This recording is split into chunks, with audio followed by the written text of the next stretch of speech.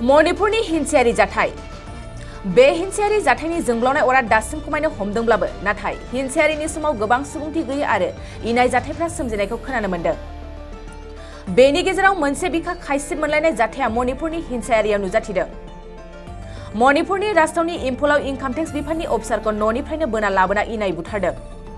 सुलुंनि बादिब्ला राजथावनि इम्फलाव सासे इनकाम टेक्स बिफाननि अफिसारखौ न'निफ्राय बोना लाबोनानै दुथांफ्रा खास्रि बिस्रि बुथारो। नाथाय इनकाम टेक्सनि अफिसारखौ सोर बबे हान्जाया बुथारदों दासिम रावबो सिमान लायाखै। बे इनाय सुबुंथि गैयै जाथायखौ आईआरएस एसोसिएशनआ गोख्रों रावजों सोंखारिदों आरो बे हिंसायारिखौ थाबैनो बन्द खालामनो दाबि दैखांदों। मख'नो गोनांदि मणिपुरनि हिंसायारिनि समाव जायगा जायगा न' खाथेनानै न' सिङावनो सावथारनाय जाथायखौबो मिथिनो मोन्दों।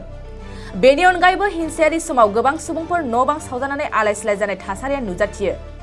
दासान्दि न' बां सावजानाय सुबुंफ्रा रैखाथि बादायाव थांगासिनो होननानै जायगानि सुलुङा फोरमायदों।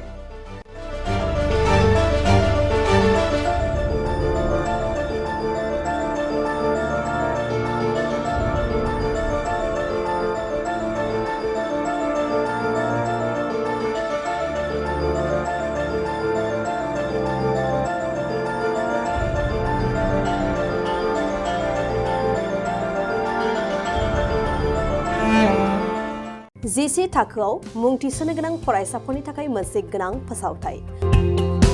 क'क्राझार दा रिलेटिभ पाब्लिक स्कुलाव थाखो 10 सिम मुं थिसननाया सोलिगासिनो। साइन्स आरो आर्ट्स मोन्नैबो आयदायाव थाखो 10 नि मुं थिसननाया सोलिगासिनो।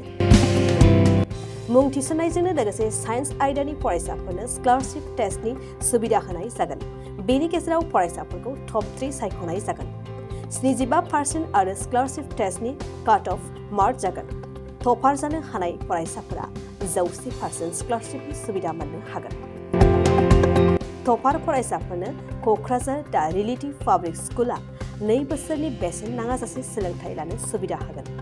फैगौ 13 मे खालि फुंनि 10 बाजिनिफ्राय 12 बाजिसिम स्कलारशिपनि टेस्टखौ लानाय जागोन।